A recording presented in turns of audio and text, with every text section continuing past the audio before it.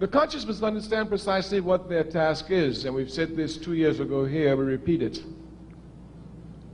Ours is not to teach the people to be conscious, but to make them conscious of their unconscious behavior.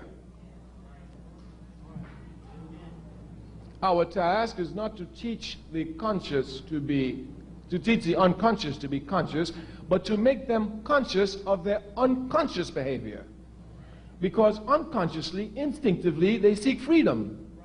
What we must do is make them conscious. Look, you want freedom anyway. Let's be serious. Let's sit down. Let's plan it. Let's wage protracted war, and let's tear down the system and walk on to liberation. It's as simple as that.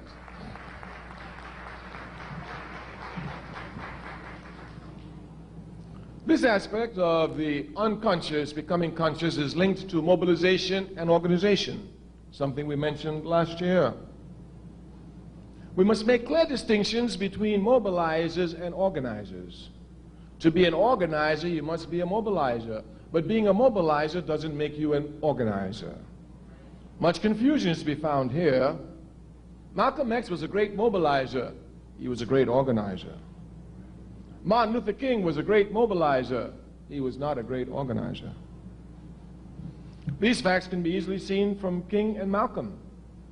When Malcolm went to a place, he left a mosque. When King went to demonstrations, he broke down desegregation and he moved on. As a matter of fact, King was not concerned with organization to the point that even though he was the most popular Baptist preacher in America, without the shadow of a doubt, and probably, beyond the shadow of a doubt, the most loved, he could not become president of the National Baptist Convention. Yeah, so many of them. The National Baptist Convention.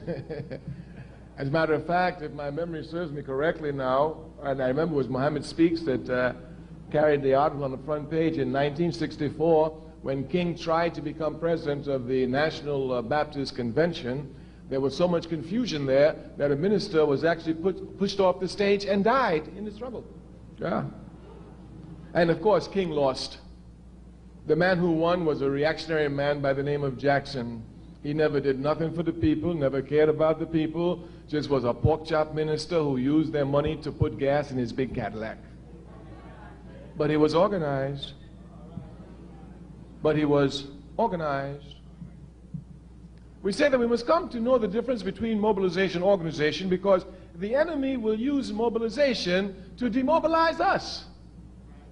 Mobilization is very easy, very, very easy. Because since we're people who are instinctively ready to respond against acts of injustice, anytime there's one little act of injustice, we can blow it up and we'll find people who come and make some mass demonstration around it. Miss Sally lost her job. Let's rally. She'll get her job back. People will come and rally. So-and-so got kicked out of school because the teacher's unjust. The people will come and rally. They will come to rally at issues. And this is what mobilization does. It mobilizes people around issues. Those of us who are revolutionary are not concerned with issues. We're concerned with the system. The difference must be properly understood. The difference must be properly understood. Mobilization usually leads for reform action, not to revolutionary action. If we would look scientifically at the October 16 million and more march, we would see clearly that this was a mobilized event, not an organized event. We must know clearly the difference between mobilization and organization. One of the characteristics of mobilization is that it is temporary. Organization is permanent and eternal.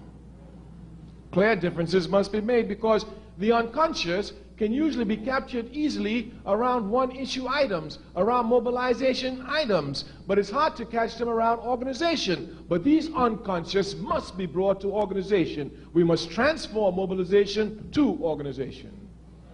We say the enemy will come and use mobilization to demobilize us. Many brothers and sisters who've been to the million and more march will say to you, I was there. Well, what are you doing today, my sister? I was there. There weren't too many sisters out there, but you know, with a million brothers together, you know where I had to be. I was there. Yes. And then, of course, you find brothers, yeah, I was there. I helped you. What are you doing today, brother? If we're not careful, we allow mobilization to become events. The struggle is never an event. It's a process, a continual, eternal process.